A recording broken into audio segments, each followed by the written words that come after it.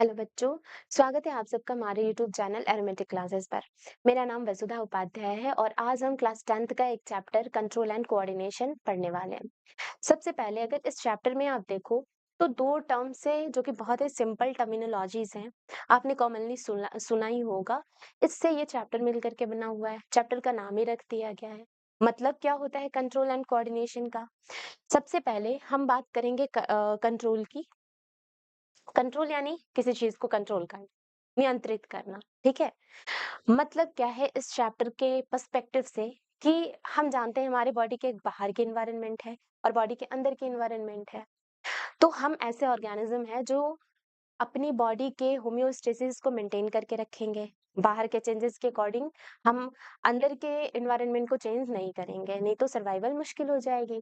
तो यहाँ पे क्या हो जाएगा, यहाँ पे जो हमारी बॉडी है उसके अंदर क्या जो भी एनवायरनमेंट हो, यानी इंटरनल एनवायरनमेंट को हम मेंटेन करके रखें। ठीक है, जो भी कंडीशंस हैं एज इट इज उसे रखने की कोशिश करें। तो ये क्या होती है, ये जो एबिलिटी है इसे कंट्रोल कही जा रही है।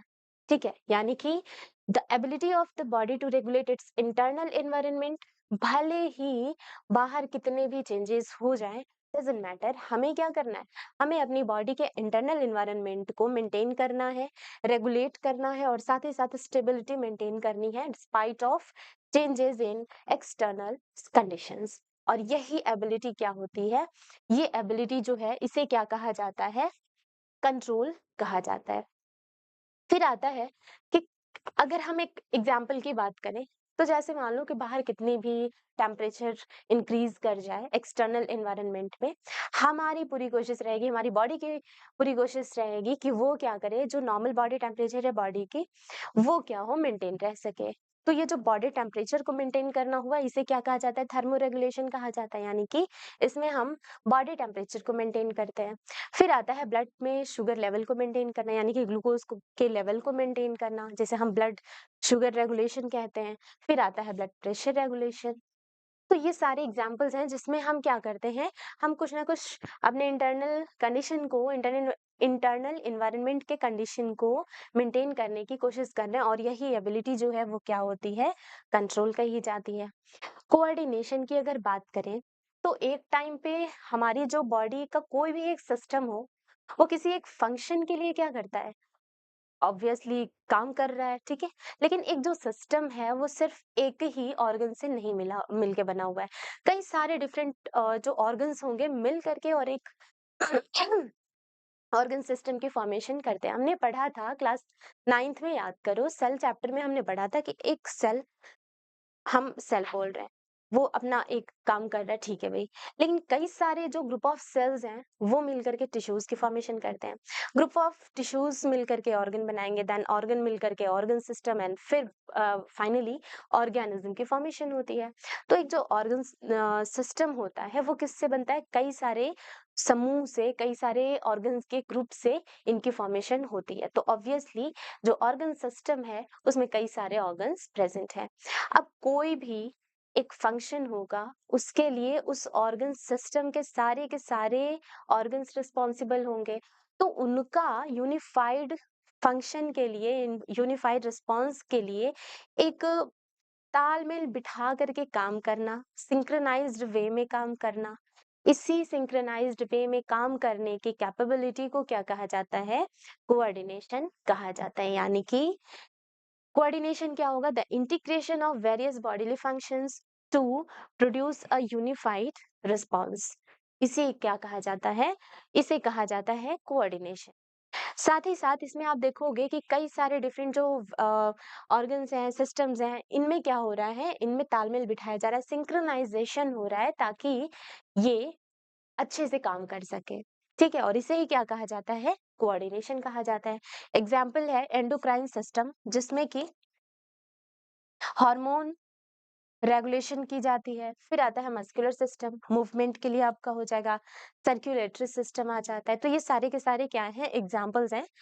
अब अगर हम कंट्रोल और कोऑर्डिनेशन इन्हें एक साथ देखें तो दोनों ही मिलकर के अपना अपना काम कर रहे हैं और ओवरऑल हमारी बॉडी के होम्योस्टेसिस को मेंटेन करने का काम कर रहे हैं। ठीक है, और साथ ही साथ जो भी स्टिम्युलाई है उसके प्रति रिस्पॉन्स दिया जा रहा है, रिस्पॉन्ड किया जा रहा है, ठीक।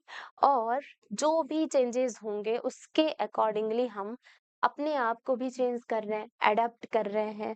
और साथ ही साथ कई सारे फंक्शंस जो कि कॉम्प्लेक्स फंक्शंस हैं उन्हें भी परफॉर्म किया जा रहा है। फॉर एग्जाम्पल मूवमेंट हो जाएगा, ग्रोथ हो जाएगी, डेवलपमेंट हो जाएगी, और ओवरऑल हम हेल्थ को की इंश्योरिटी, ओवरऑल हेल्थ को मेंटेन किया जा रहा है और वेलबींग मेंटेन किया जा रहा है। अब जरा हम समराइज्ड वे में देखें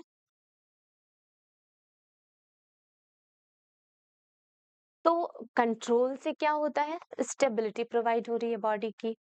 और कोऑर्डिनेशन से क्या हो रहा है, integration and synchronisation of various bodily functions. कई सारे बॉडीली फंक्शंस हैं, उनमें क्या हो रहा है, उनमें सिंक्रोनाइजेशन और इंटीग्रेशन हो रही है और ओवरऑल होम्योस्टेसिस मेंटेन की जा रही है।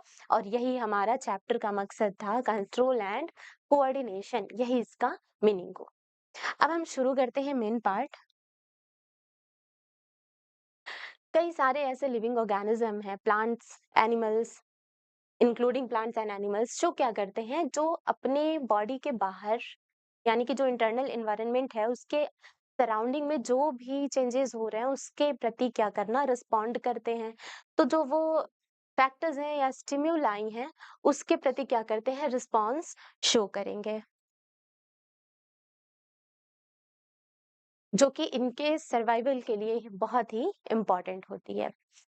अब ये जो कंट्रोल एंड कोऑर्डिनेशन की एक्टिविटीज हैं, ये क्या होता है, जो मल्टी सेलुलर ऑर्गेनिजम्स हैं उनमें इस काम के लिए वेल ऑर्गेनाइज्ड, वेल डेवलप्ड एक सिस्टम होता है जिसे क्या कहा जाता है, नर्वस सिस्टम कहा जाता है।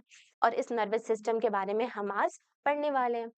तो इसमें क्या हो जाएगा, कंट्रोल एंड कोऑर्डिनेशन की फंक्शन जो है वो नर्वस सिस्टम और मस्कुलर टिश्यूज के द्वारा परफॉर्म किया जाता है। बात समझ में आ रही है? अब यहाँ पे हम केमिकल कोऑर्डिनेशन के बारे में भी पढ़ेंगे और साथ ही साथ प्लांट्स और एनिमल्स में पढ़ने वाले हैं। तो सबसे पहले हम शुरू करते हैं नर्वस सिस्टम। नर्वस सिस्टम क्या हो जाएगा, यानी ये ऐसा सिस्टम है जो कंडक्टिंग टिश्यूज से मिल करके बना हुआ है, जो बाहरी चेंजेस को डिटेक्ट करके और ब्रेन तक, या हम सेंट्रल नर्वस सिस्टम कह लें, सेंट्रल नर्वस सिस्टम तक इसे इस मैसेज को पहुंचाया जाएगा। वहां से जो ऑर्डर आएगा वो फिर उसके अकॉर्डिंगली एक्ट करना होगा, और इसे क्या कहा जाता है, इसी को कहा जाता है सेंट्रल नर्वस सिस्टम। बेसिकली एक नेटवर्क की फॉर्मेशन हो रही है यहाँ पे, यानी कि it is the system of connecting tissues that receives the stimulus and transmit it to the other body parts or parts of the body forming a network। और इसे क्या कहा जाता है, नर्वस सिस्टम कहा जाता है। अब नर्वस सिस्टम की बात करें तो ये आपके न्यूरॉन से मिलकर के बने हुए नर्व्स एंड नर्वस ऑर्गन से मिलकर के बने हुए हैं, जो कि क्या करेंगे, कंट्रोल करने का काम करते हैं, लिंक एंड कोऑर्डिनेट करेंगे एक्टिविटीज को, जो भी बॉडी के डिफरेंट ऑर्गन्स हैं उनके। यानी कि फिर से देखा जाए तो ये क्या कर रहे हैं, कंट्रोल और कोऑर्डिनेशन का काम कर रहे हैं, ठीक है।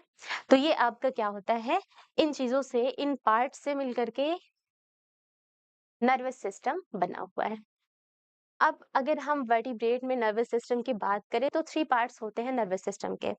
सेंट्रल नर्वस सिस्टम, सीएनएस कहा जाएगा एब्रिविएटेड फॉर्म में, पेरिफेरल नर्वस सिस्टम यानी कि पीएनएस हो जाएगा, और ऑटोनॉमिक नर्वस सिस्टम जिसे हम एएनएस कहते हैं। तो सेंट्रल नर्वस सिस्टम, इसमें हम ब्रेन और स्पाइनल कॉर्ड के बारे में पढ़ते हैं। फिर आता है पेरिफेरल नर्वस सिस्टम, जिसमें कि जो भी पेरिफेरल नर्व्स होती हैं, यानी ऐसी नर्व्स जो कि central nervous system that is brain and spinal cord से क्या हो रही हैं, ओरिजिनेट हो रही हैं, उनके बारे में पढ़ा जाता है। एंड फिर आता है एएनएस, जिसमें कि ऑटोनॉमिक नर्व्स होती हैं। अब वो जो पेरिफेरल नर्व्स हैं उनसे जो नर्व्स ओरिजिनेट हो रही हैं उन्हें क्या कहा जाता है, एएनएस कहा जाता है। तो हमारे सिलेबस में जो ये फर्स्ट है, यानी central nervous system including brain and spinal cord, इसके बारे में ही है, तो हम इसके बारे में डिस्कस करेंगे।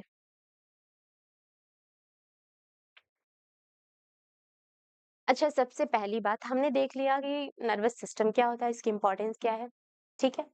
और साथ ही साथ हमने देखा कि किन किन चीजों से ये मिलकर के बना हुआ है। अब हम बात करेंगे कि सेंट्रल नर्वस सिस्टम जो है वो क्या-क्या फंक्शन परफॉर्म कर सकते हैं, ठीक है? कुछ एग्जांपल्स देखें तो ये क्या करता है, सबसे पहली बात कि हमारे उन एक्शंस को जो हमारे विल में नहीं होती उन्हें भी परफॉर्म करते हैं, यानी कि इनवॉल्यूंटरी एक्शंस को रेगुलेट करेंगे। साथ ही साथ जो मस्कुलर एक्टिविटीज हैं, यानी जो वॉल्यूंटरी एक्शंस हैं उन्हें भी रेगुलेट करने का काम कर रहे हैं, ठीक है? और इसकी मदद से हम रीजन या रिमेम्बर कर सकते हैं। साथ ही साथ हम हमारी बॉडी में जो भी रिफ्लेक्स एक्शंस हो रही हैं, जिसके बारे में हम आगे पढ़ेंगे, वो क्या होता है, वो इन्हीं नर्वस सिस्टम के द्वारा कंट्रोल किया जाएगा और हमें जो भी हार्मफुल चीज़ें होंगी उससे प्रोटेक्ट करने का काम किया जाता है। हम्म। अब यहाँ पे कुछ टर्मिनोलॉजीज़ हैं जो बार-बार यूज़ होंगी, तो थोड़ा-सा इससे आप यूज़्ड टू हो जाओ। सबसे पहली टर्म है स्टिम्युलस। स्टिम्युलस क्या होता है? कोई भी ऐसी सडन चेंज या हम कह सकते हैं कि कोई भी ऐसा फैक्टर या कोई भी ऐसा इवेंट जो या तो एक्सटर्नल इन्वायरमेंट में हो या बॉडी के इंटरनल इन्वायरमेंट में हो। तो वो जो फैक्टर है उससे क्या करा जाए, उससे हमारे नर्व्स जो सेल्स हैं नर्वस सिस्टम की, जो बिल्कुल स्मॉलेस्ट सेल होती है जिसे न्यूरॉन कहा जाता है, उसकी मदद से डिटेक्ट किया जाए और उसके प्रति रिस्पॉन्स दिया जाए। तो वो जो फैक्टर होता है उसे ही क्या कहा जाता है, स्टिम्युलस कहा जाता है, जिसकी वजह से हमारी बॉडी में चेंजेस हुए, रिस्पॉन्स दिया गया। फिर आता है रिस्पॉन्स। तो हमने जो रिस्पॉन्स दिया, हमने जो चेंज के प्रति रिजल्ट दिखाया स्टिमुलस के प्रति, वो क्या होता है, वही होता है हमारा रिस्पॉन्स। फिर आता है रिसेप्टर्स। रिसेप्टर क्या हो जाएगा, नर्व सेल्स जो क्या कर रही हैं, इन चेंजेस को डिटेक्ट कर रही हैं और सेंट्रल नर्वस सिस्टम तक इम्पल्स के फॉर्म में मैसेज को भेजा जा रहा है। वहां से कुछ ऑर्डर आ रहा है, उस ऑर्डर को फॉलो किया जा रहा है, ठीक है? तो ये जो काम कर रही हैं ये किसका है, रिसेप्टर्स का है। यानी कि रिसेप्टर्स क्या करती हैं, इन चेंजेस को डिटेक्ट करके और मैसेज आगे की ओर भेज देती हैं। अब जो सेंट्रल नर्वस सिस्टम से ऑर्डर आया कि आपको ऐसा करना है, वो ऑर्डर जो फॉलो करते हैं वो होते हैं इफेक्टर। यानी अब वो जो मैसेज है उसे ये क्या करेंगे, उसे ये फॉलो करेंगे और इसमें आपके कई सारे मसल्स और ग्लैंड्स आ जाते हैं। तो ये चारों टर्मिनोलॉजीज बहुत इंपॉर्टेंट है, आपको याद रखना है।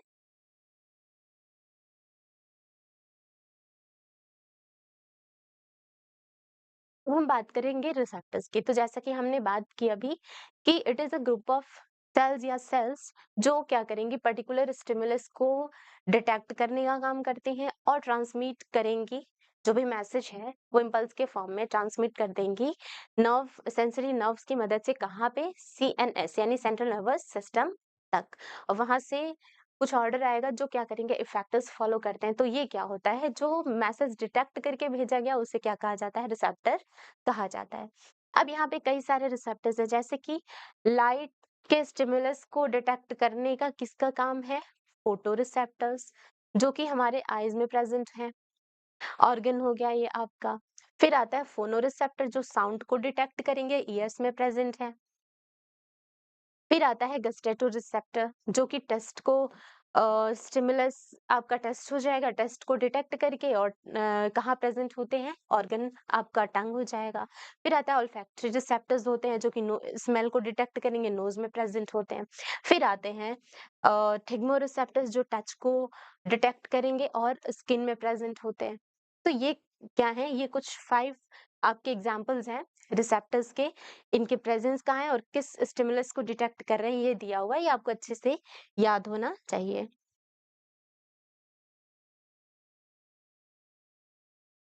अब हम बात करेंगे न्यूरॉन क्या होता है।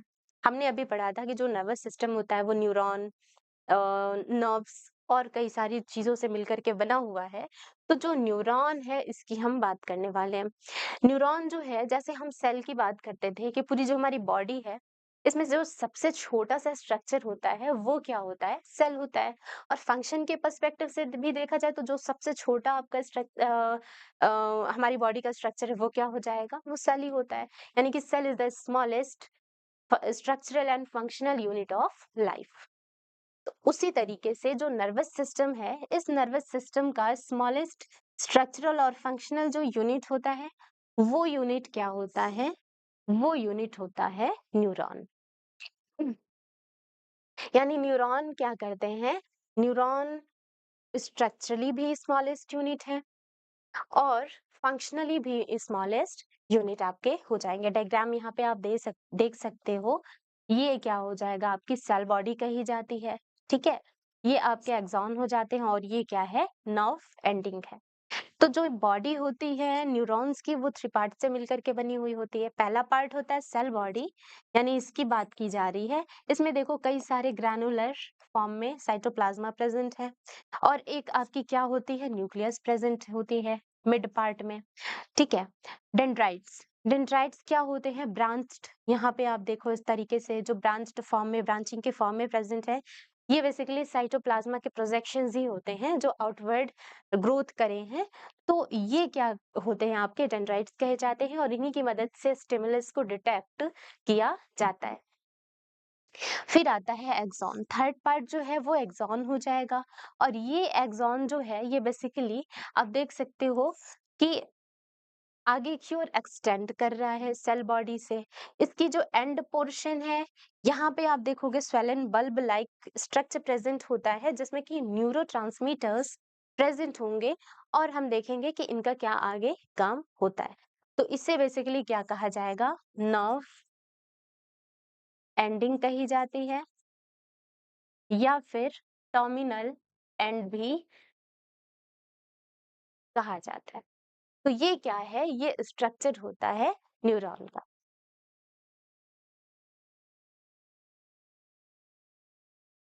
अब ये जो आपके एनसीईआरटी में डायग्राम दिया हुआ है, अगर इस डायग्राम में देखो तो ये आपका क्या पार्ट है? ये आपका सेल बॉडी हो गया, ठीक है। और सेल बॉडी में ये आपके ग्रैनुलर साइटोप्लाज्मा है, न्यूक्लियस है और इसकी जो ये एंडिंग्स है ना, ये ब्रांच्ड फॉर्म में जो स्ट्रक्चर प्रेजेंट है, ये क्या है? ये डेंड्राइट है और यही डेंड्राइट क्या करते हैं? स्टिमुलस को डिटेक्ट करने का काम करते हैं और आगे की ओर इम्पल्स के फॉर्म में ट्रांसमिशन होती है, यानी कि इम्पल्स कंडक्शन का काम शुरू हो जाएगा। ये जो आप स्ट्रक्चर देख रहे हो, ये स्ट्रक्चर क्या है? एक्सॉन है जिसके एंडिंग को हम क्या बोलते हैं? नर्व एंडिंग बोलते हैं। तो ये आपका क्या है? ये आपका एनसीईआरटी का डायग्राम है, ध्यान से इसे याद कर लेना है। एक और टर्म आता है सिनेप्स। सिनेप्स क्या होता है? मान लीजिए ये कोई एक न्यूरॉन है और न्यूरॉन की ये एंड पार्ट को दिखाया गया है। तो ये एक्सॉन है, आगे की ओर ये इस तरीके से कुछ स्ट्रक्चर बन रहा है, ठीक है। तो हमेशा अगर आप देखो तो एक जो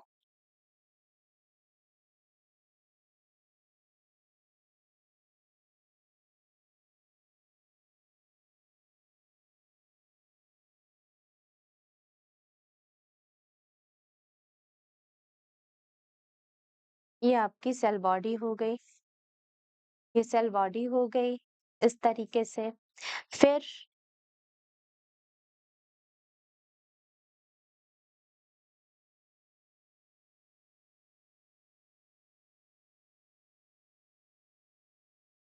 ये सेल बॉडी हो गई, आगे हम एक्सॉन बना लेते हैं और इसकी नर्व एंडिंग को बना लिया जाए,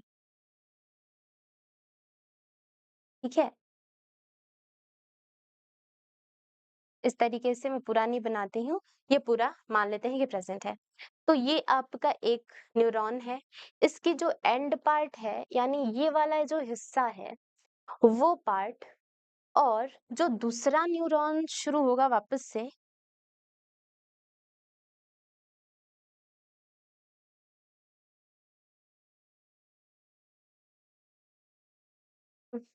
ये रेस हो गया, कोई नहीं, इसको वापस से बना लेते हैं। चलिए, तो ये एक न्यूरॉन है जिसकी नर्व एंडिंग है, ये वापस से हम एक न्यूरॉन बनाते हैं।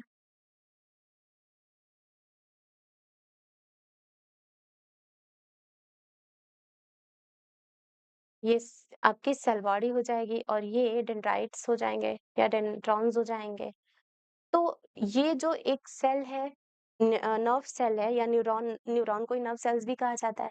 तो जो ये न्यूरॉन है, इस न्यूरॉन की एंड पार्ट यानी कि नर्व एंडिंग और जो दूसरी वाली आगे वाली न्यूरॉन है, उसका जो ये पार्ट है यानी सेल बॉडी है यानी डेंड्राइट्स हैं, वो दोनों मिल करके और बीच में एक छोटा-सा गैप होता है, तो इन्हें क्या कहा जाता है? सिनैप्स कहा जाता है। ठीक है? यानी कि यहाँ पे आप डायग्राम देख सकते हो। इस डायग्राम में अगर देखो, तो यहाँ पे गैप बन रहा है। यहाँ पे एक न्यूरॉन की एंड पार्ट है, यहाँ पे दूसरे न्यूरॉन की हम कह सकते हैं सेल बॉडी है। तो इनके बीच में जो एक विदाउट एनी फिजिकल प्रॉक्सिमिटी एक जो स्ट्रक्चर बन रहा है, एक जो यहाँ पे आप देख सकते हो स्ट्रक्चर बन रहा है, इसे ही क्या कहते हैं? ये जो कॉन्टैक्ट है, इसे ही क्या कहा जाता है? सिनेप्स कहा जाता है। यानी कि synapse is the point of contact between the यहाँ पे एक चीज है टर्मिनल ब्रांचेस, यानी कि एक आपका जो न्यूरॉन है इसकी एंड पार्ट और दूसरे न्यूरॉन के सेल बॉडी के बीच में जो कांटेक्ट बन रहा है, बट फिजिकली ये एक दूसरे से कांटेक्ट में नहीं आते हैं, तो उसी पॉइंट को क्या कहा जाता है? सिनेप्स कहा जाता है। और ये जो बीच में आपको गैप दिख रहा है, इस गैप को क्या कहा जाता है? सिनेप्टिक क्लेफ्ट या सिनेप्टिक गैप कहा जाता है। बात समझ में आ रही है? यानी कि axon terminals of a neuron and the dendrites of another neuron ये सेपरेट होते हैं, एक साथ ही हैं, कांटेक्ट में तो हैं बट फिजिकली कांटेक्ट में नहीं आ रहे हैं और सेपरेट होते हैं एक फाइन गैप से, और इसे ही क्या बोला जाता है? सिनेप्टिक क्लेफ्ट बोला जाता है, जो गैप है। ठीक है? तो ये आपका क्या हो जाएगा? ओवरऑल देखें तो आपका सिनेप्स हो गया। जो बीच वाला गैप है, ये वाला जो गैप है, इसे हम क्या कहते हैं? सिनेप्टिक क्लेफ्ट या सिनेप्टिक गैप कहा जाता है। ठीक है? और इस तरीके से इनकी मदद से क्या होता है? इम्पल्स को ट्रांसमिट किया जाता है, इम्पल्स कंडक्शन का काम किया जाता है। एक और चीज़ है, अब आप कहोगे कि मैम जब ये फिज़िकली एक दूसरे के कॉन्टैक्ट में नहीं है, विदाउट एनी फिजिकल प्रॉक्सिमिटी, कोई फिजिकल टच नहीं है और ये इस तरीके से विद अ गैप प्रेजेंट है, तो किस तरीके से नर्व इम्पल्स आगे की ओर बढ़ती है ना? ये क्वेश्चन आ रहा होगा। तो बच्चे जो ये गैप है जिसे हम सिनेप्टिक क्लेफ्ट कह रहे हैं, इसमें हम जानते हैं कि जो आपकी एक्सॉन बॉडी के थ्रू नर्व इम्पल्स को ट्रांसमिट किया जा रहा है, वो क्या होता है? उसे हम इलेक्ट्रिक इम्पल्स कहते हैं। तो जो नर्व सेल्स की बॉडी में इम्पल्स को ट्रांसमिट किया जाएगा, किसके फॉर्म में होता है? इलेक्ट्रिक इम्पल्स के फॉर्म में। और यहाँ से अब चूंकि ये गैप है ना, तो ये केमिकल्स के फॉर्म में यहाँ से उस इंफॉर्मेशन को बाहर निकाली जाएगी। ठीक है? क्योंकि गैप है, कोई कांटेक्ट नहीं है, फिजिकल कांटेक्ट। तो इसलिए ये जो गैप है, इसमें ये जो नर्व एंडिंग होगी, यहाँ से कुछ केमिकल्स के फॉर्म में मैसेज को भेजा जाएगा, जिसे क्या कहा जाता है? जिसे हम न्यूरोट्रांसमीटर कहते हैं। और उस न्यूरोट्रांसमीटर का नाम क्या है? Acetyl choline. एसिटाइल कोलिन जो है उस वो केमिकल है और उस केमिकल के फॉर्म में अब इस गैप जो एक गैप बन रहा है उसमें मैसेज को भेज दिया जाता है, जो कि जो डेंड्राइट्स हैं वो क्या करेंगे? उससे उस स्टिमुलस को डिटेक्ट करेंगे और वापस से क्या हो रहा है? वापस से वो केमिकल इम्पल्स जो है वापस से किस में ट्रांसमिट हो जाता है? इलेक्ट्रिकल इम्पल्स में। यानी पहले इलेक्ट्रिकल, फिर केमिकल, फिर इलेक्ट्रिकल, फिर केमिकल। तो इलेक्ट्रिकल कहाँ हो रहा है? सेल्स के अंदर, यानी कि नर्व या न्यूरॉन जो है उसकी बॉडी के अंदर जो मैसेज को ट्रांसमिट किया जा रहा है वो क्या बोलेंगे? Electrical impulse. और जो यहाँ पे गैप है, गैप में तो हम इलेक्ट्रिकल इम्पल्स नहीं ट्रांसमिट करा सकते ना, क्योंकि कोई फिजिकल टच नहीं है। तो यहाँ पे केमिकल की मदद से क्या होता है? मैसेज को डेंड्राइट्स तक पहुंचाया जाता है और उसे क्या कहा जाता है? न्यूरोट्रांसमीटर। और नाम क्या है? Acetyl choline. ठीक है? तो ये बहुत इंपॉर्टेंट पॉइंट है। तो इस तरीके से बिना किसी फिजिकल टच के मैसेज को आगे की ओर भेजा जाता है। ठीक है? तो ये आपका क्या हो जाएगा? सिनेप्स और सिनेप्टिक क्लेफ्ट होता है। अब हम बात करेंगे रिफ्लेक्स एक्शन क्या होता है। कोई भी अननोइंग या फिर इनवॉल्यूंटरी एक्शन जो किसी भी एक्सटर्नल या इंटरनल एनवायरनमेंट में जो स्टिम्युलाई है, जिसे हम इंटरनल या एक्सटर्नल स्टिम्युलाई कह रहे हैं, उसके रिस्पॉन्स में हो, उस इनवॉल्यूंटरी एक्शन को क्या कहा जाता है? उन इनवॉल्यूंटरी एक्शन को रिफ्लेक्स एक्शन कहा जाता है। इसमें बेसिकली स्पाइनल कॉर्ड आप एनसीईआरटी में देखोगे तो बताया गया है कि स्पाइनल कॉर्ड इसके लिए रिस्पॉन्सिबल होते हैं। जो रिफ्लेक्स एक्शन होगा कौन कंट्रोल करेगा, किसके द्वारा कंट्रोल किया जाता है, स्पाइनल कॉर्ड। तो आप इसको कट कर लोगे, यहाँ पे स्पाइनल कॉर्ड के द्वारा कंट्रोल किया जाता है रिफ्लेक्स एक्शन। और जो पाथवे से ये इम्पल्स को भेजा जाएगा, वो जो पाथवे है वो क्या हो जाता है आपका, रिफ्लेक्स एक्शन का जो पाथवे है वो हो जाता है रिफ्लेक्स आर्क। यानी कि एक्शन को हम क्या बोल रहे हैं, रिफ्लेक्स एक्शन बोल रहे हैं। और जिस रास्ते से ये काम हो रहा है उस रास्ते को क्या कहा जाता है, उस रास्ते को कहा जाता है रिफ्लेक्स आर्क। ठीक है, तो यहाँ पे क्या हो जाएगा, सबसे पहले स्टिमुलस आया जो कि रिसेप्टर जो है सेंस ऑर्गन्स द्वारा उन्हें डिटेक्ट किया गया। वापस से उन्हें सेंसरी या फिर एफरेंट नर्व फाइबर के थ्रू आगे की ओर सेंट्रल नर्वस सिस्टम तक भेज दिया जाएगा, यानी कि स्पाइनल कॉर्ड में भेज दिया जाएगा। और वो स्पाइनल कॉर्ड इस चीजों को देख करके और फिर कुछ ऑर्डर दी जाएंगी। तो वो जो ऑर्डर है वो एफरेंट या मोटर नर्व फाइबर्स के द्वारा क्या होता है, आगे की ओर पहुंचाया जाता है। और कहाँ जाते हैं ये इंफॉर्मेशंस, कहाँ ऑर्डर कहाँ भेजा जाता है, मसल या ग्लैंड के थ्रू तक। और फिर क्या हो जाएगा, वहां पर रिस्पॉन्स दिया जाता है। और इस तरीके से ये जो पूरी एक्शन है इसे हम रिफ्लेक्स एक्शन कहते हैं। और जो ये पाथवे है ना, ये जो रास्ता है, पहले यहाँ से यहाँ जाओ फिर यहाँ से यहाँ जाओ, ये क्या होता है, ये आपका होता है रिफ्लेक्स आर्क। ठीक है, तो ये आपके क्या हो जाएंगे, टर्म्स हैं। अब यहाँ पे कुछ एग्जांपल्स हैं। जब भी हम किसी हॉट ऑब्जेक्ट को टच करते हैं, गर्म बर्तन को ही टच कर लो, तो हम ऐसा नहीं होता ना कि पहले हम सोचे कि गर्मी तो लग रही है, जल रहा है, हाथ जल सकता है, ठीक है, तो चलो इसे हटा लें। फिर हम हटाएंगे, इतना हमें समय भी नहीं मिलता। क्या होता है, जैसे हमने टच किया तुरंत विदाउट एनी थिंकिंग और कोई भी चीजों के, वो इनवॉल्यूंटरी ही एक्शन हो जाता है। यानी कि वापस से खुद से ही हाथ क्या होता है, पीछे की ओर हट जाता है। हम नहीं सोचते कि चलो अभी हम जल रहे हैं तो थोड़ा सा हटा ले, नहीं, वापस से पीछे हट जाएगा। तो ये क्या होता है, ये आपका एग्जाम्पल हो जाता है। फिर एक और चीज है, ठंडी के दिन में हम बहुत शिवर करते हैं, कांपती है हमारी शरीर।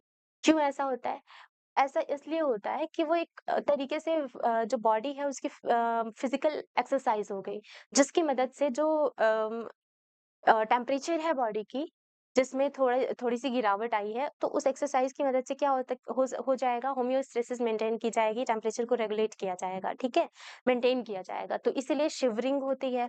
साथ ही साथ जब बहुत गर्मी होती है तो स्वेटिंग होती है, ताकि जो एक्सेस वाटर है बॉडी से बाहर निकाला जाए। ठीक है, तो इस तरीके से हम क्या करते हैं, विदाउट एनी प्लानिंग ये एक्शंस हो जाते हैं।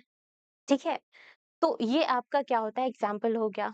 फिर अगर बहुत तेज धूप हो, उसमें आप बाहर चले जाओ या अंदर आओ, तो उसमें हमारे प्यूपिल में चेंजेस आते हैं साइज में। ठीक है, तो वो भी क्या है आपका, वो भी रिफ्लेक्स एक्शन या रिफ्लेक्स आर्क का रिफ्लेक्स एक्शन का क्या हो जाएगा, एग्जाम्पल होता है। और साथ ही साथ जब हम कोई अच्छी सी टेस्टी सी डिश देखते हैं या सुगंध आ जाए, तो हमें क्या होती है, हम मुंह में पानी आने लग जाता है। तो ये भी क्या है, आपका एग्जाम्पल होगा रिफ्लेक्स एक्शन का। अब हम बात करेंगे फंक्शन ऑफ न्यूरॉन। न्यूरॉन का फंक्शन क्या है, हमने सारी डिटेल्स देख ली। न्यूरॉन का फंक्शन भी हमने थोड़ा बहुत देख लिया था। तो यहाँ पे क्या होता है, जो नर्व इम्पल्स हैं, बेसिकली जो इन्फॉर्मेशन है, उनको उनकी फॉर्मेशन और कंडक्शन का काम किसका होता है, इनका क्या काम होता है, न्यूरॉन का काम होता है। यानी कि जो भी हमें स्टिमुलस के द्वारा इन्फॉर्मेशन मिल रही है, हम उसे क्या करेंगे, आगे की ओर पहुंचाएंगे। ठीक है, हमने फॉर्मेशन की इन्फॉर्मेशन की, ठीक है, डिटेक्ट करके कंडक्ट किया इम्पल्स के फॉर्म में, और सेंट्रल नर्वस सिस्टम तक उस इन्फॉर्मेशन को पहुंचाया। वहां से जो ऑर्डर आएगा उसे भी हम पहुंचा देंगे। तो ये जो काम है ये किसका होता है, ये होता है न्यूरॉन का। तो इस तरीके से एक और आपका हमने कई बार टर्म यूज किया, nerve impulse, nerve impulse, nerve impulse. क्या होता है नर्व इम्पल्स, कुछ भी नहीं होता है। नर्व इम्पल्स जो है ये इंफॉर्मेशन है जो कि कभी केमिकल और कभी इलेक्ट्रिकल सिग्नल की मदद से एक न्यूरॉन से दूसरे न्यूरॉन से तक होते हुए और सेंट्रल नर्वस सिस्टम तक पहुंचाया जाएगा। ठीक है? तो क्या इसे ही क्या कहा जाता है? नर्व इम्पल्स कहा जाता है, यानी कि it is the information in the form of chemical and electrical signal passing through the um, neurons. तो ये क्या हो जाएँगे आपके नर्व इम्पल्स हो जाएँगे। अब हम अगर बात करें और थोड़ा-सा बेहतर वे में डिफाइन किया जाए, तो ये क्या हो जाएगा? It can be defined as a physiochemical, क्योंकि यहाँ पे फॉर्मेशन हो रही है ना, फिजियोकेमिकल मैसेज मैसेज क्यों कहा जा रहा है? Due to conductive activity of electrical, यानी कि due to wave like conduction, electrical activity, और ये क्या होती है? ये होती है नर्व इम्पल्स। तो नर्व इम्पल्स जो है हमारे लिए बहुत इंपॉर्टेंट होती है, हमारे सर्वाइवल के लिए बहुत इंपॉर्टेंट होती है। हमारे इंटरनल जो बॉडी पार्ट्स हैं उन्हें पता चलता है कि बाहर क्या-क्या चेंजेस हो रहे हैं। साथ ही साथ जो नर्व इम्पल्स हैं, nerve impulse is formed due to potential difference inside and outside of the cell membrane of nerve cells due to Na and K ions। ठीक है, इनके डिफरेंस की वजह से क्या होता है, जो प्लाज्मा मेम्ब्रेन है सेल की, उसके उसके सराउंडिंग में डिफरेंस की वजह से क्या होता है, नर्व इम्पल्स कंडक्ट होते हैं।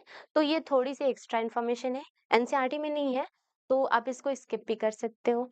फिर आता है types of nerve cells. Nerve cells के टाइप की अगर हम बात करें तो ये किस डायरेक्शन में कंडक्शन का काम करती हैं, है ना?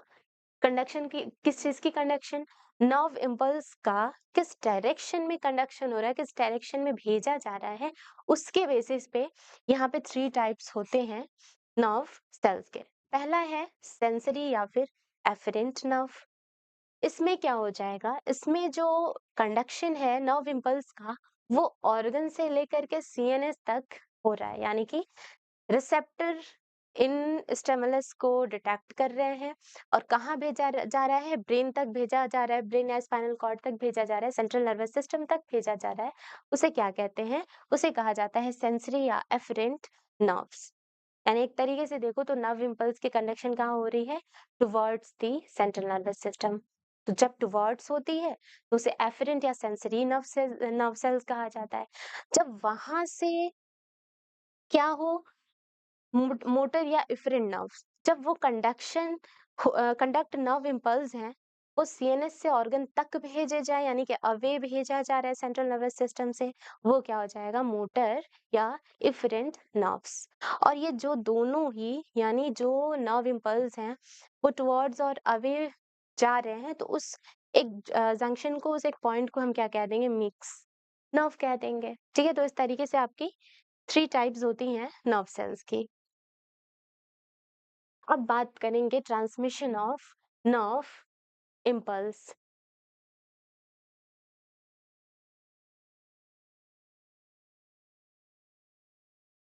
तो हमने पढ़ा था कि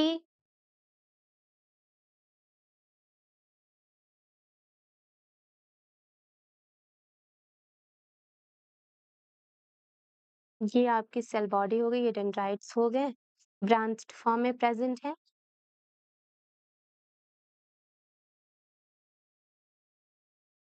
ये एक्सॉन है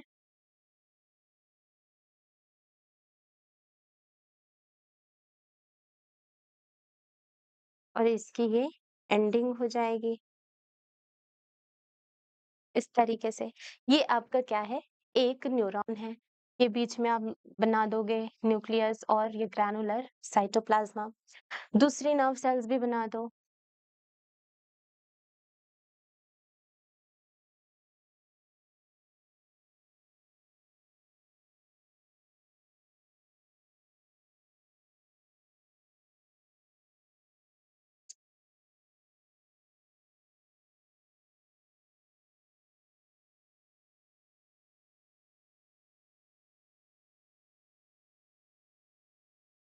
चलो, ये क्या है, इसकी मैं एंड पार्ट नहीं बनाती हूँ, इतना ही बनाती हूँ। अब क्या होगा, अब यहाँ पर क्या हो जाएगा, कोई भी मैसेज जो है, ये जो एंडिंग है, जो ब्रांच्ड पार्ट है, जिसे हम डेंड्राइट कहते हैं, ये डेंड्राइट क्या करेंगे? डिटेक्ट करेंगे स्टिमुलस को। ठीक है, यानी कि कोई भी स्टिमुलस आया, उसे ये क्या करेंगे? डिटेक्ट करेंगे, और डिटेक्ट डिटेक्ट करने के बाद ही ये आगे की ओर इसे फॉरवर्ड कर देते हैं। ठीक है? अब यहाँ पे मैंने बताया था कि गैप होता है बीच में, ठीक है? एक जो नर्व सेल है उसकी एंडिंग और दूसरी नर्व सेल के डेंड्राइट यानी सेल बॉडी के बीच का जो गैप होता है उसे सिनेप्स कहते हैं, सिनेप्टिक क्लेफ्ट कहा जाता है। तो यहाँ पे गैप है ना, तो ये इलेक्ट्रिकल इम्पल्स नहीं पास आउट हो पाएगा, ठीक है? तो स्टिमुलस से इस इंफॉर्मेशन को डिटेक्ट करके रिसेप्टर द्वारा आगे की ओर भेज दिया गया। तो बॉडी में क्या हो रहा है? बॉडी में इलेक्ट्रिकल इम्पल्स कंडक्ट किया जा रहा है। और चूंकि यहाँ पे क्या है, यहाँ पे गैप है, तो इस गैप को जरा हम व्हाइट कलर से बना देते हैं। ये गैप है। इस गैप में कोई फिजिकल कांटेक्ट नहीं है इनके बीच में और इस वजह से क्या हो जाता है, ये जो मैसेज है, एक हमने बात की थी neuro transmitter that is acetyl choline, उन केमिकल्स के फॉर्म में आगे की ओर भेजा जाता है। तो ये केमिकल्स के फॉर्म में इस तरीके से आ गए और आगे की ओर इनको भेज दिया गया। तो ये क्या हो गया? ये हो गया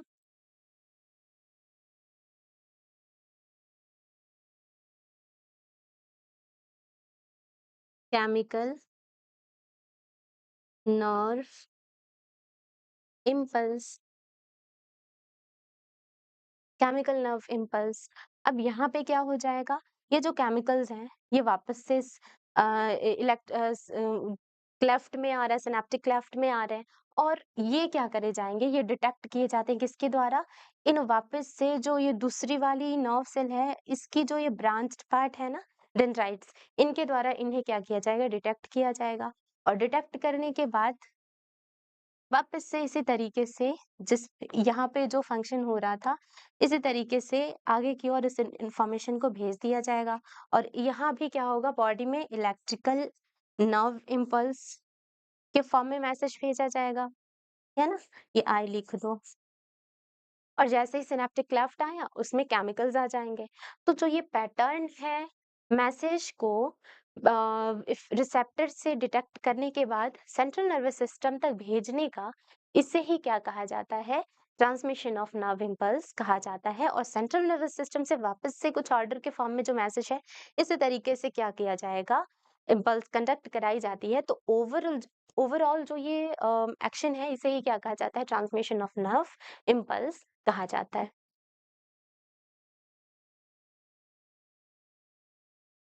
अब यहाँ पे कुछ 2 और टर्म्स आते हैं।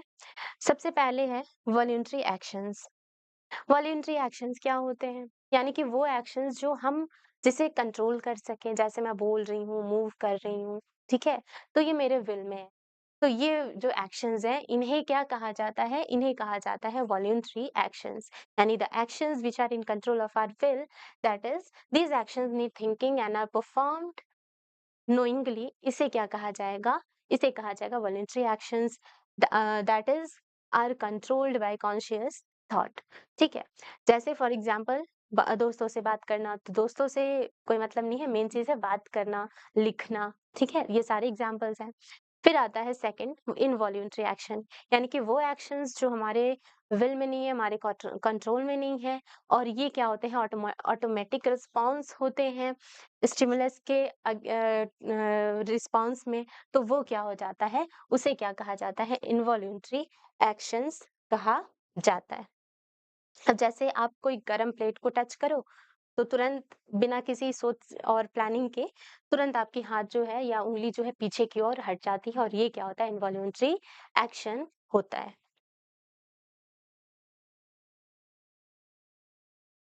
अब हम शुरू करेंगे human nervous system. Human nervous system की अगर हम बात करें तो इसमें बेसिकली हमें सिर्फ सेंट्रल नर्वस सिस्टम के बारे में ही पढ़ना है, शुरू में ही मैंने बताया था। तो सेंट्रल नर्वस सिस्टम यानी सीएनएस जो है ये ब्रेन और स्पाइनल कॉर्ड से मिलकर के बने हुए हैं। जो ब्रेन है और जो स्पाइनल कॉर्ड है, इन्हें प्रोटेक्शन के लिए कुछ स्ट्रक्चर्स बनाए जाते हैं, जैसे कि स्केलेटन के द्वारा ही प्रोटेक्ट किए जाते हैं। ब्रेन जो है क्रैनियम या ब्राय बॉक्स के द्वारा प्रोटेक्ट किया जाएगा और स्पाइनल कॉर्ड जो है ये आपका वर्टिब्रल कॉलम द्वारा प्रोटेक्ट किया जाएगा। ब्रेन की अगर हम बात करें तो it is highest coordinating centre in the body. साथ ही साथ ये 3 पार्ट्स में डिवाइड हो जाते हैं। पहला है फोर ब्रेन, फिर मिड ब्रेन, फिर हाइंड ब्रेन, ठीक है? 3 पार्ट्स हो गए। और जो फोर ब्रेन है वापस से 3 पार्ट्स में बाँट दिया जाएगा, ऑल्फैक्टरी लोब, फिर सेरेब्रम जिसमें 2 सेरेब्रल हेमिस्फीयर प्रेजेंट होगा और साथ ही साथ डायनसेफेलॉन। फिर आता है मिड ब्रेन। मिड ब्रेन जो है इन दोनों को एक तरीके से कनेक्ट करने का काम करते हैं और हाइंड ब्रेन जो है ये फर्दर 3 पार्ट से बने हुए हैं, पॉन्स, मेडुला ऑब्लोंगेटा और साथ ही साथ सेरेबेलम। ठीक है, कंफ्यूज नहीं होना है, ये है सेरेब्रम, ब्रम, ठीक है, और ये क्या है सेरेबेलम, बेलम, सेरेबेलम। ठीक है, चलिए डायग्राम में अगर देखा जाए तो ये क्या है, ये ह्यूमन ब्रेन है। इसमें आप देखो तो ये पार्ट जो है ये क्या हो जाएगा, फोर ब्रेन है। साथ ही साथ आप यहाँ पे देखोगे ये हो गया मिड ब्रेन और ये आपका क्या है, हाइंड ब्रेन है। हमने बात भी की थी कि ब्रेन को 3 पार्ट्स में डिवाइड किया जाता है, फोर ब्रेन, मिड ब्रेन और हाइंड ब्रेन। ठीक है, अब यहाँ पे एक और चीज मैं बता दूं, जो ये ब्रेन है इसे प्रोटेक्शन के लिए क्या किया जाता है, क्रेनियम या ब्राई बॉक्स द्वारा वेल प्रोटेक्ट किया जाता है। और यहाँ पे आपका ये क्या है, ये है सेरेब्रम। ये जो हेमिस्फेयर दिख रहा है ये क्या है, आपका सेरेब्रम है। और साथ ही साथ यहाँ पे आप देखो ये आपका क्या है, ये वाला पार्ट है मिड ब्रेन। मिड ब्रेन में इस पार्ट को क्या कहा जाता है, हाइपोथैलेमस कहा जाता है, जो क्या करते हैं हमने पढ़ा था और आगे भी पढ़ेंगे कि कुछ रिलीजिंग फैक्टर्स को सिक्रीट करने का काम करते हैं। साथ ही साथ यहाँ पे आप देख सकते हो इस तरीके से जो ये बड लाइक स्ट्रक्चर है, ये बड लाइक स्ट्रक्चर क्या होता है, पिट्यूटरी ग्लैंड होती है। फिर आते हैं हाइंड ब्रेन पे। हाइंड ब्रेन में ये वाला हिस्सा आपका पॉन्स कहलाता है, ये मेडुला ऑब्लोंगेटा कहलाता है और ये जो स्ट्रक्चर है फूल जैसा, इसे क्या कहा जाता है, सेरेबेलम कहा जाता है। और ये जो मिड ब्रेन है आगे की ओर एक्सटेंड होगा और जिसे हम कहेंगे स्पाइनल कॉर्ड। तो ये आपका ह्यूमन ब्रेन का स्ट्रक्चर है जो कि बहुत ही इंपॉर्टेंट है। चलिए, अब अगर हम इनके फंक्शंस की बात करें तो यहाँ पे क्या हो जाएगा, सबसे पहले सेरेब्रम। सेरेब्रम जो है ये हमारे जितने भी वॉलेंट्री एक्शंस हैं, बॉडी की वॉलेंट्री एक्टिविटीज हैं, उन्हें कंट्रोल करने का काम करती हैं। साथ ही साथ जो अलग अलग टाइप के सेंसेस हैं like touch, smell, vision, chemical, temperature etcetera, इन्हें डिटेक्ट करने का काम करती हैं। और इन्हें हम इंटेलिजेंस, थॉट, मेमोरी और इमोशंस के सेंटर के नाम से भी जानते हैं। यानी कि ये क्या कर रही हैं, एक तरीके से voluntary actions, different types of senses को डिटेक्ट कर रही हैं और सेंटर होती हैं इन सारी चीजों की। फिर आता है to perform the above activity the cerebrum of man consist of different area. अलग अलग फंक्शंस के लिए अलग अलग अलग एरिया होता है, जैसे कि motor area, pre motor area etcetera, ये सारे के सारे आपके होते हैं। ये भी एनसीईआरटी में नहीं दिया हुआ है तो आप इसको स्किप कर सकते हो इन लाइंस को। ठीक है, चलिए डायनसेफेलॉन की बात करें तो डायनसेफेलॉन क्या करते हैं, मेलेटोनिन सिक्रीट करेंगे। साथ ही साथ यहाँ पे क्या होगी, पिट्यूटरी और पिट्यूटरी की फॉर्मेशन और कंट्रोल का काम होता है। इनको हम sleep, anger, hunger, pain, thirst, pleasure के सेंटर के नाम से भी जानते हैं। और ये क्या करते हैं, एएनएस हमने शुरू में पढ़ा था, उसके फंक्शंस को कंट्रोल करने का काम करते हैं। मिड ब्रेन जो है फोर ब्रेन को हैंड ब्रेन से कनेक्ट कर रहा है और साथ ही साथ ये आगे चल करके क्या कर रहा है, रिफ्लेक्स मूवमेंट, किसके रिफ्लेक्स मूवमेंट, हेड के, नेक और ट्रंक के रिफ्लेक्स मूवमेंट को कंट्रोल कर रहा है। ठीक है, और साथ ही साथ in response to visual and auditory stimulus. ठीक है, तो ये किसका काम है, ये मिड ब्रेन का काम है। हाइंड ब्रेन की अगर हम बात करें तो हाइंड ब्रेन में पॉन्स क्या करता है, रेट ऑफ रेस्पिरेशन के लिए रिस्पॉन्सिबल होगा। दूसरा जो मेड्यूला है ये क्या करता है, सब हमने देखा था डायग्राम में कि it lies at the floor of the hind brain and ये क्या करेगा, ये आगे की ओर स्पाइनल कॉर्ड में कंटिन्यू होता है, एक्सटेंड डाउन होगा। साथ ही साथ ये जितने भी इनवॉल्यूंटरी एक्शंस हैं, है ना, उनके कंट्रोलिंग सेंटर हो जाएंगे ये, यानी कि उन्हें कंट्रोल करने का काम करेंगे। जैसे कि basic rhythmic of respiration, heart beat, peristalsis कहाँ देखा है, हम डाइजेशन में पढ़े थे ना, पेरिस्टाल्सिस या पेरिस्टाल्टिक मूवमेंट, ऑइसोफेगस में होता है, ठीक है? और डाइजेशन का काम इनका इनकी रिस्पॉन्सिबिलिटी है। साथ ही साथ सेरेबेलम जो है ये क्या करते हैं, it controls the coordination of the body movement and posture. हमारे पोस्चर को और बॉडी मूवमेंट को सेरेबेलम द्वारा कंट्रोल किया जाता है।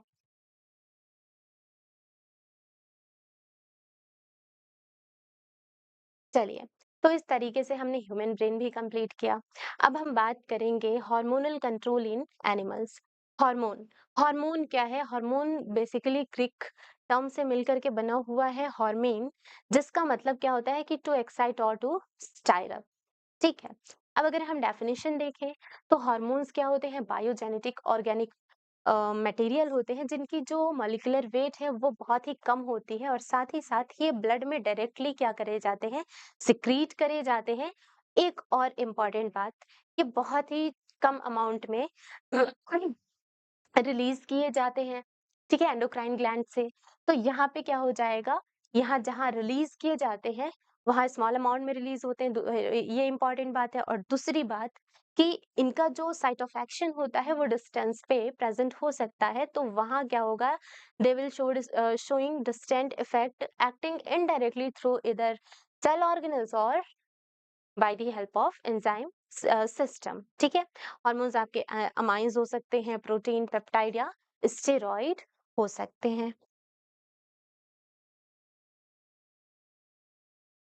अब यहाँ पे आप डायग्राम में देख सकते हो, ये बेसिकली क्या है, जहाँ पे हार्मोन्स बनाए जाएंगे वो क्या होता है? एंडोक्राइन ग्लैंड होता है, ठीक है? तो एंडोक्राइन ग्लैंड के बारे में हम पढ़ेंगे, और साथ ही साथ हम इनसे जो हार्मोन्स रिलीज किए जा रहे हैं उनके बारे में पढ़ेंगे, यानी कि कहाँ से रिलीज हो रहे हैं, कौन से ऑर्गन से, ठीक है, नाम क्या है एंडोक्राइन ग्लैंड का। साथ ही साथ हम ये देखेंगे इनका काम क्या है, ठीक है, फंक्शन देख सकते हैं। सबसे पहले अगर हम इस डायग्राम को देखें तो यहाँ पे आपको दिखेगा कि इस पोर्शन में क्या प्रेजेंट है, ब्रेन के इस पोर्शन में प्रेजेंट है हाइपोथैलेमस। जस्ट इसी साइड के पीछे आप देखो pineal gland and then pituitary gland present है। अब आप चले आओ इस रीजन में, यहाँ पे क्या प्रेजेंट है? यहाँ पे थायराइड ग्लैंड प्रेजेंट है, ठीक है? अब इस थायराइड ग्लैंड के इस पार्ट को क्या कहा जा रहा है? पैराथायरॉइड ग्लैंड कहा जा रहा है, and this part is known as thymus, इसे थाइमस कहा जाता है। इसके अलावा हम पैनक्रियाज के बारे में भी पढ़ेंगे, और जो ये टॉप मोस्ट पार्ट दिख रहा है, बिल्कुल छोटा सा पार्ट दिख रहा है, this is adrenal gland. And ये इतने सारे जो एंडोक्राइन ग्लैंड्स हैं ये मेल और फीमेल दोनों में ही कॉमन होंगे, बस एक चीज की डिफरेंस आएगी, मेल में टेस्टिस प्रेजेंट होगा और फीमेल्स में ओवरी प्रेजेंट है। ओवरी से कुछ हार्मोन्स रिलीज किए जाएंगे, ठीक है, जो कि अपना अलग फंक्शन करेंगे। और यहाँ पे क्या हो जाएगा, टेस्टिस जो है कुछ अलग हार्मोन्स सिक्रीट करेंगे, जिससे कि क्या हो जाएगा, अपना अलग उनका फंक्शन होगा। तो चलिए, अब हमने डायग्राम देख लिया, सारी चीजें सिमिलर होंगी। आप यहाँ देख सकते हो hypothalamus, hypothalamus, pineal gland, pituitary gland, pineal gland, pituitary gland. इसके अलावा थायराइड ग्लैंड, थायराइड ग्लैंड, ठीक है? फिर आपका आ जाएगा पैनक्रियास, पैनक्रियास, एड्रिनल ग्लैंड,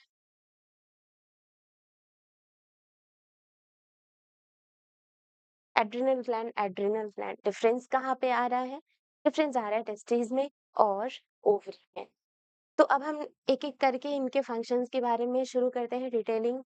सबसे पहला हार्मोन है हमारा एड्रिनल, एड्रेनलिन, ठीक है? सबसे पहले क्या है? एड्रेनलिन है, जो कि एड्रिनल ग्लैंड से सिक्रीट करा जाता है।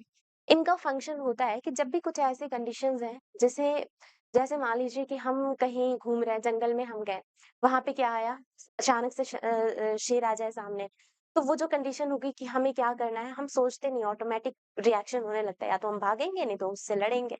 तो जो ये वाली कंडीशन है, इसके लिए एड्रेनलिन क्या करता है, हमारी बॉडी में सिक्रीट होता है और क्या करेगा, हमें प्रिपेयर करेगा for the fight and flight mechanism, ठीक है? अच्छा, दूसरा जो हार्मोन है ये है थायरॉक्सिन हार्मोन, जो कि थायराइड ग्लैंड से सिक्रीट किया जाता है। ये हमारे बॉडी में कार्बोहाइड्रेट, प्रोटीन या फिर फैट के मेटाबॉलिज्म को क्या करते हैं, रेगुलेट करते हैं। साथ ही साथ बीएमआर यानी बेसल मेटाबॉलिक रेट को क्या करेंगे, इंक्रीज करेंगे।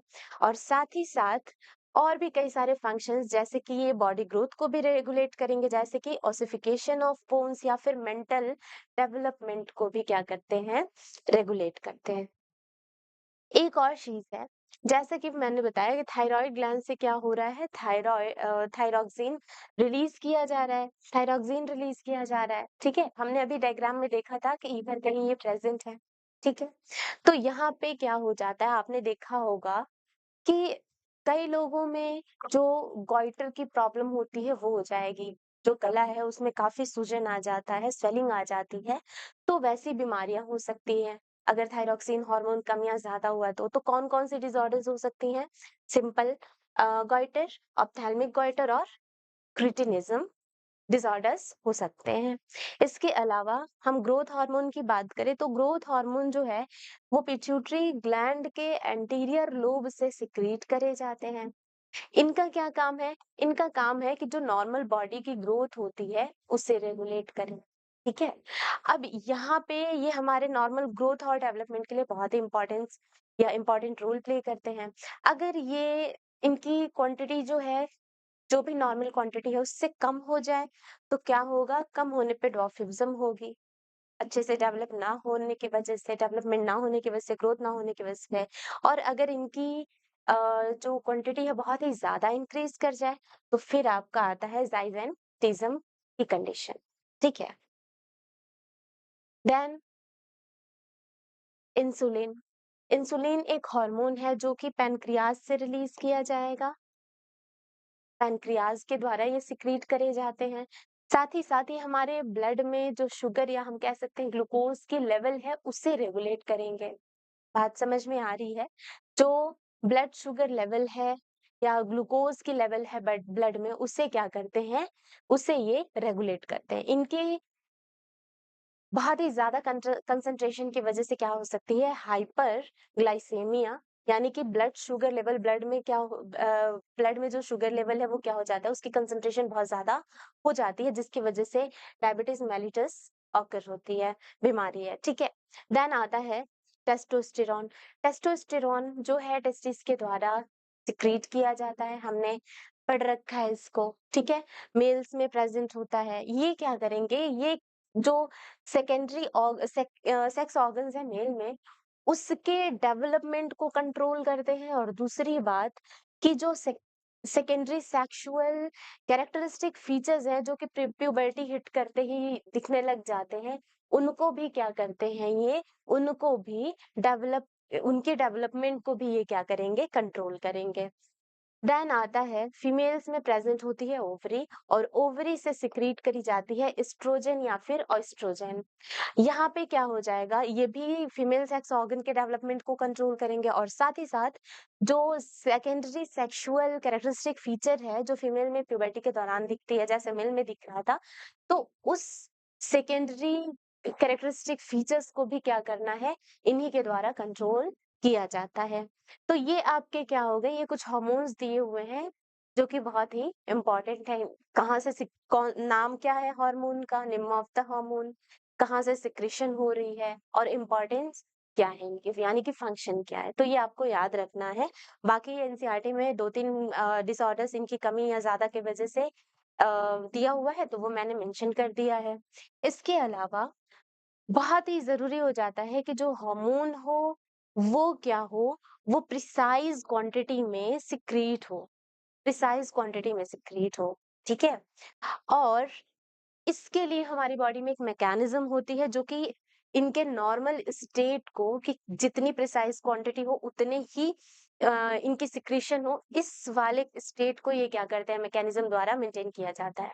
मान लीजिए जैसे एक हम एग्जांपल लें, इंसुलिन। इंसुलिन जो है यहाँ पे आप देखोगे कि कब बहुत ज़्यादा रिलीज़ होगा, अगर हमारी जो ब्लड है उसमें शुगर की लेवल बहुत ही ज़्यादा इंक्रीज़ हो जाए, ठीक है? तो इंसुलिन क्या होगा, फटाफट रिलीज़ करा जाएगा, बनाया जाएगा। इसको रेगुलेट करने के लिए जो इंक्रीज़ हुआ है ना ये शुगर की लेवल ब्लड में, उसे रेगुलेट करने के लिए, मेंटेन करने के लिए। अगर कम कम हो जाए तो भी रिलीज़ किया जाएगा। तो हो क्या रहा है कि हमें मैकेनिज़्म चाहिए, हमारी बॉडी को मैकेनिज़्म चाहिए जो कि क्या करे, टाइमिंग और अमाउंट ऑफ हार्मोन को कंट्रोल करे, रिलीज कराए, रेगुलेट कराए, और इसे बोला जाता है फीडबैक मैकेनिज्म। अभी जैसे मैंने बात की, for example, if the sugar level in the blood rise, ठीक है, अगर शुगर की लेवल जो है ब्लड में बहुत ही ज्यादा राइज हो जाती है, तो ये क्या होंगे, ये जो पेनक्रियास के सेल्स हैं उनके द्वारा डिटेक्ट किए जाएंगे और रिस्पॉन्स में इंसुलिन हार्मोन रिलीज किया जाएगा ताकि उन्हें क्या करा जाए, कंट्रोल किया जाए। और इस वजह से क्या हो जाएगा, ब्लड शुगर लेवल जो है वो फॉल होगा और इंसुलिन की सिक्रेशन रिड्यूस हो जाएगी। तो जब ज़रूरत देखा जाता है कि टाइमिंग क्या है और कब इन्हें रिलीज़ करना है और कब इनको कम रिलीज़ करना है, कब इनकी रिलीज़ नहीं करनी, रोक देना है, ठीक है? इसके अलावा अमाउंट कितनी होनी चाहिए, है ना? तो जो टाइमिंग है और जो अमाउंट है हार्मोन के रिलीज़ की, वो फीडबैक मैकेनिज़्म द्वारा कंट्रोल किया जाता है। अब हम बात करेंगे, हमने कोऑर्डिनेशन इन एनिमल देख लिया, अब हम बात करेंगे कोऑर्डिनेशन इन प्लांट्स। प्लांट्स में किस तरीके से कोऑर्डिनेशन हो रहा है। सबसे पहले हम कुछ मूवमेंट की बात करेंगे, नेस्टिक मूवमेंट, और आगे आपका आएगा ट्रॉपिक मूवमेंट। नेस्टिक मूवमेंट क्या होता है? देखिए, वो मूवमेंट जो किसी भी एक्सटर्नल स्टिमुलस के द्वारा किया जा रहा है, रिस्पॉन्स में किया जा रहा है, लेकिन एक चीज इसमें आएगी, जो डायरेक्शन ऑफ रिस्पॉन्स होगी वो जरूरी नहीं है कि डायरेक्शन ऑफ स्टिमुलस के ही टुवर्ड्स हो। तो ये आपकी क्या हो जाती है, नेस्टिक मूवमेंट हो जाती है, यानी कि the movement of a plant in which response the response of the plant to an external stimuli will not be determined in always determined towards the direction of the stimulus. तो ये आपका क्या हो जाएगा, ये आपका होता है नास्टिक मूवमेंट। अब जो ये नास्टिक मूवमेंट है, ये हमेशा जो फ्लैट पार्ट्स होते हैं प्लांट के, जैसे कि लीफ और पेटल्स, इनके द्वारा किए जाते हैं। जैसे एक एग्जाम्पल देखा जाए तो डेजी फ्लावर्स जो हैं वो डस्क यानी कि इवनिंग टाइम में क्या होते हैं, क्लोज हो जाते हैं, और डे टाइम में क्या हो जाएंगे, ये ओपन हो जाएंगे। तो इसे हम क्या कहेंगे, स्लिप मूवमेंट कहा जाता है। अब ये जो मूवमेंट है, अब आगे हम पढ़ने वाले हैं थिग्मोट्रोपिज्म, उससे कंफ्यूज नहीं होना चाहिए। आगे हम देखेंगे क्या होता है थिग्मोट्रोपिज्म। अब यहाँ पे फर्दर नेस्टिक मूवमेंट को दो पार्ट्स में बांटा जाता है, फोटोनेस्टी और निक्टिनेस्टी। फोटोनेस्टी क्या होगी, इसमें जो नेस्टिक मूवमेंट होती है वो क्या होती है, या तो लाइट या फिर डार्क फेज के दौरान होती है, डे टाइम में। इसे कहा जाता है फोटो नेस्टी। फोटो मीन्स क्या होता है, लाइट, ठीक है। इसके अलावा एक एग्जांपल अगर देखा जाए तो जो प्राइमरोज ब्लॉसम होते हैं वो क्या होते हैं, इवनिंग के दौरान होगा और बंद हो जाएंगे डे टाइम में। तो ये आपका एग्जाम्पल हो जाता है फोटोनेस्टी का। निक्टिनेस्टी की अगर हम बात करें तो it is the movement in response to dark, dark के रिस्पॉन्स में मूवमेंट किया जा रहा है। साथ ही साथ कई सारे ऐसे प्लांट्स हैं, प्लांट्स के पार्ट्स हैं, जैसे कि लीफ हो जाएगा, फ्लावर्स हो जाएंगे, जो कि रात के दौरान, नाइट में अलग अलग पोस्चर में पाए जाते हैं, यानी कहीं ना कहीं ये मूवमेंट शो कर रहे हैं, ठीक है। तो ये आपका हो जाता है निक्टिनेस्टी मूवमेंट। एग्जाम्पल के तौर पे देखा जाए तो leave of the rain tree fold by night fall, ये आपका क्या हो जाएगा, एग्जाम्पल हो जाएगा। मूवमेंट ड्यू टू ग्रोथ, दूसरा आता है आपका मूवमेंट ड्यू टू ग्रोथ। अब कोई भी प्लांट का पार्ट या ऑर्गन जो स्टिमुलस के टुवर्ड्स या अवे मूव करे, टुवर्ड्स या अवे मूव करे, उसे क्या कहा जाता है, ट्रॉपिज्म या ट्रॉपिक मूवमेंट कहा जाता है। ये जो ट्रॉपिक मूवमेंट होगा ये स्लो होता है, साथ ही साथ जो स्टिमुलस है उसे, अब चूंकि स्लो प्रोसेस है तो स्टिमुलस जो होगी वो उसकी कंटिन्यूटी कुछ लंबे समय तक रहेगी, ठीक है। यानी कि the stimulus needs to be continued for a long period of time, ताकि इफेक्ट जो है वो हो सके, रिस्पॉन्स जो है प्रॉपर हो सके। इसके अलावा अलग अलग पार्ट्स में प्लांट के टॉपिक मूवमेंट देखने को मिल सकता है। अब अगर यहाँ पे हम टाइप की बात करें तो सबसे पहला टाइप आता है फोटोट्रॉपिज्म। फोटो यानी कि लाइट की बात हो रही है, यानी कि प्लांट के किसी भी पार्ट में मूवमेंट हो और ये आपका रिस्पॉन्स हुआ और स्टिमुलस क्या हो जाएगा? स्टिमुलस होगी लाइट। तो लाइट की स्टिमुलस जो है इसकी वजह से जो रिस्पॉन्स हो रहा है मूवमेंट के तौर पे प्लांट्स के पार्ट्स में, वो क्या होता है? फोटोट्रॉपिज्म। अब ये लाइट जहां से आ रही है, मान लीजिए यहाँ से लाइट आ रही है और ये जो मूवमेंट है, ये इस डायरेक्शन में भी मूवमेंट हो सकता है या इसके अपोजिट डायरेक्शन में भी मूवमेंट हो सकता है। तो अगर इसके टुवर्ड्स मूवमेंट हो रहा है तो उसे हम क्या कहेंगे? उसे कहा जाता है पॉजिटिव फोटोट्रॉपिज्म। अगर उसके अपोजिट मूवमेंट हो रहा है, उसे, ये आपका स्टिमुलस है, इसके अपोजिट मूवमेंट हो रही है तो इसे हम क्या कह देंगे? नेगेटिव फोटोट्रॉपिज्म या नेगेटिव फोटोट्रॉपिक मूवमेंट। देन आता है जियोट्रॉपिज्म। जियोट्रॉपिज्म क्या होगा? जियो मीन्स यहाँ पे मतलब है ग्रेविटी से, यानी कि ट्रॉपिक मूवमेंट अगर ग्रेविटी स्टिमुलस है उसके रिस्पॉन्स में हो रहा है, उसे हम क्या कहेंगे? उसे कहा जाएगा जियोट्रॉपिज्म। अब यहाँ पे फर्दर दूसरी कंडीशन आएगी। अगर मान लीजिए कि जो भी आपका जहां से भी ग्रेविटी लग रही है उसके टुवर्ड्स मूवमेंट हो रहा है तो उसे क्या कहा जाएगा? पॉजिटिव जियोट्रॉपिज्म कहा जाएगा। और अगर उसके अपोजिट मूवमेंट हो रहा है तो उसे हम क्या कहेंगे? नेगेटिव या नेगेटिवली जियोट्रॉपिज्म या जियोट्रॉपिक मूवमेंट कहा जाएगा। यानी कि जो रूट होती है वो क्या होती है? आप देखो तो ग्रोथ के दौरान रूट जो है ग्रेविटी के टुवर्ड्स मूवमेंट कर रही है तो वो आपका क्या हो जाएगा? एग्जाम्पल हो जाएगा पॉजिटिव जियोट्रॉपिज्म का। और शूट पार्ट जो है वो ग्रेविटी से अपोजिट डायरेक्शन में मूव करता है तो वो क्या हो जाएगा आपका? वो हो जाता है शूट पार्ट क्या शो कर रहे हैं? अपवर्ड मूवमेंट हो रही है ना ग्रेविटी के अगेंस्ट, तो वो नेगेटिवली जियोट्रॉपिक मूवमेंट शो कर रहे हैं। देन आपका आता है थिग्मो मूवमेंट। थिग्मो मूवमेंट में क्या हो जाएगा? मान लीजिए कि स्टिमुलस जो है वो किसी भी फिजिकल कांटेक्ट या टच की वजह से हो, ठीक है? यानी कि the movement of the plant organs in response to stimuli caused by physical contact with solid object, उसे क्या कहा जाएगा? उसे कहा जाएगा थिग्मो मूवमेंट। थिग्मो यानी कि टच की बात हो रही है ना? कुछ ना कुछ कांटेक्ट की बात हो रही है, ठीक है? तो इसके वजह से अगर हो रहा है मूवमेंट, उसे हम क्या कहेंगे?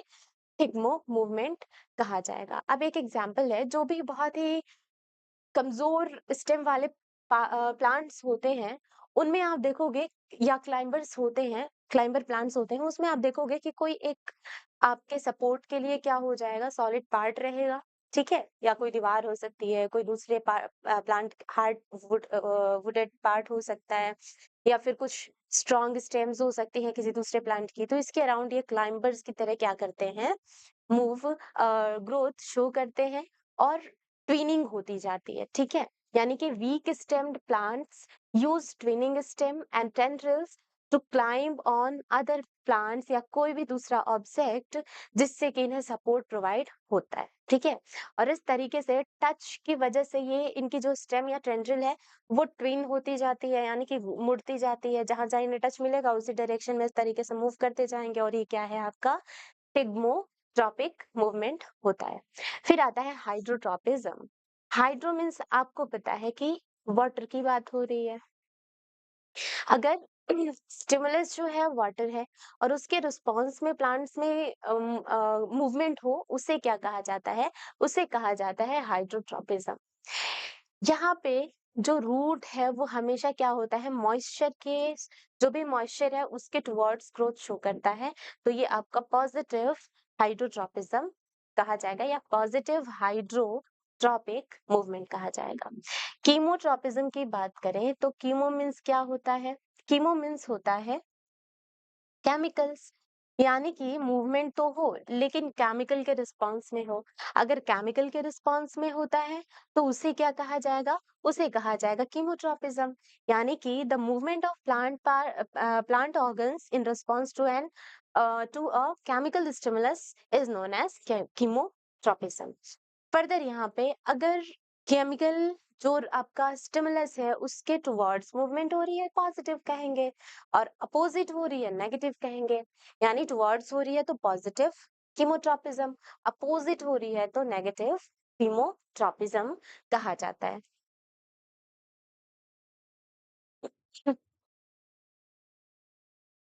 चलिए, अब एक हमारा लास्ट छोटा सा टॉपिक आता है प्लांट हार्मोन्स। प्लांट के हार्मोन्स को फाइटो हार्मोन्स के नाम से भी जाना जाता है। यानी जो जैसे हमारे बॉडी में कुछ फंक्शंस को या कुछ ऐसे बॉडीली फंक्शंस थे जिन जो कि इन्हीं हार्मोन्स के द्वारा रेगुलेट हो रहे थे, उसी तरीके से प्लांट्स में भी चीजें होती हैं। प्लांट हार्मोन्स जो होंगे वो कई सारे प्लांट के ग्रोथ को, सेल डिवीजन को, सेल एनलार्जमेंट को और साथ ही साथ सेल के डिफरेंशिएशन को क्या करते हैं, कंट्रोल करते हैं, रेगुलेट करते हैं। तो हम इनके हार्मोन्स के नाम और उनका क्या काम है डिस्क्रिप्शन के बारे में यानी फंक्शन के बारे में पढ़ेंगे। सबसे पहला आता है ऑक्सिन। ऑक्सिन हार्मोन जो है ये क्या करेगा, प्लांट के ग्रोथ को प्रमोट कराएगा और साथ ही साथ they are secreted by cells present in the tip of the stem and roots. जो रूट और स्टेम के टिप पार्ट होते हैं ना, जहाँ पे सेल डिवीजन हो रही होती है, मेरिस्टेमेटिक टिश्यूज प्रेजेंट होते हैं। मेरिस्टेमेटिक टिश्यूज के सेल्स के अंदर ही तो कैपेसिटी होती है ना कि वो क्या कर सके, डिवीजन कर सके, सेल डिवीजन कर सके। तो जहाँ ग्रोथ होगी वहां ये पाए जाएंगे। तो कहाँ पाए जाते हैं, ये पाए जाते हैं रूट और स्टेम के टिप पार्ट पे पाए जाते हैं, ताकि क्या हो, यहाँ पे ये ग्रोथ करा सके वहां पे। इसके अलावा सिंथेटिक ऑक्सीजन का भी यूज किया जाता है हॉर्टिकल्चर में। जिबरलिन की अगर हम बात करें तो ये क्या करेंगे, सेल डिफरेंशिएशन को प्रमोट करते हैं। और किसके प्रेजेंस में करेंगे, ऑक्सिन हार्मोन के प्रेजेंस में क्या करेंगे, सेल डिफरेंशिएशन कराएंगे। यानी कि ग्रोथ कौन करा रहा है, ऑक्सिन हार्मोन। डिफरेंशिएशन किसकी मदद से हो रही है, तो जिबरलिन की हेल्प से हो रही है। साथ ही साथ ये सीड में जो डोमेंसी स्टेट होती है, जब भी अनफेवरेबल कंडीशन आता है उस दौरान अगर सीड सरवाइव ना कर पाए तो वो क्या करते हैं, वो डोरमेंट स्टेज में, रेस्टिंग स्टेज में चले जाते हैं। तो उस स्टेज को भी ये क्या करते हैं, ब्रेक करने का काम करते हैं। और साथ ही साथ ये क्या करेंगे, शूट के इलोंगेशन को भी स्टिमुलेट करते हैं। देन आता है साइटोकाइनेन्स। साइटोकाइनेन्स की अगर हम बात करें तो ये प्लांट्स में सेल डिवीजन को क्या करते हैं, सेल डिवीजन को प्रमोट करते हैं। साथ ही साथ लीफ की एजिंग करवाएंगे, ठीक है, डिले एजिंग करवाएंगे। और स्टोमेटा के ओपनिंग को भी ये क्या करते हैं, प्रमोट करते हैं। और फ्रूट ग्रोथ को भी प्रमोट करते हैं। लास्ट है हमारा एब्सिसिक एसिड। एब्सिसिक एसिड की अगर हम बात करें तो इन्हें ये जो है एक्ट करते हैं as a growth inhibitor. Growth जब फुली मैच्योरेशन हो रही होगी या ग्रोथ पूरा कंप्लीट हो चुका होगा, उस दौरान जो ये हार्मोन है, एब्सिसिक हार्मोन है, ये रिलीज किए जाते हैं ताकि ये ग्रोथ को इनहिबिट कर सके, रोक सके। और यहाँ पे क्या होता है, यहाँ पे साथ ही साथ ये और क्या कर सकते हैं, सीड और बड्स के डोमेंसी को भी प्रमोट करेंगे। इसके अलावा क्लोजिंग ऑफ स्टोमेटा को भी प्रमोट करते हैं। यानी कि ओपनिंग ऑफ स्टोमेटा किसकी वजह से हो रहा था, साइटोकाइनिन की वजह से। क्लोजिंग ऑफ स्टोमेटा किसकी वजह से हो रहा है, एब्सिसिक एसिड की मदद से। ठीक है, इसके अलावा और भी देखो तो यहाँ पे क्या हो रहा था, यहाँ पे डिलेड एजिंग हो रही थी लीव की, किसकी मदद से, साइटोकाइनिन की मदद से। लेकिन जो एब्सिसिक एसिड है ये क्या करते हैं, ये प्रमोट करते हैं wilting and falling of leaves. साथ ही साथ फ्लावर्स जो है या फ्रूट्स जो है, इनकी डिटैचमेंट भी प्लांट की बॉडी से कराने में मदद करते हैं। क्यों हो पाती है, ड्यू टू एब्सिसिक एसिड। तो इस तरीके से हमने अपना ये चैप्टर कंप्लीट किया। मिलते हैं नेक्स्ट वीडियो में नए चैप्टर्स के साथ। Thank you. ठीक है।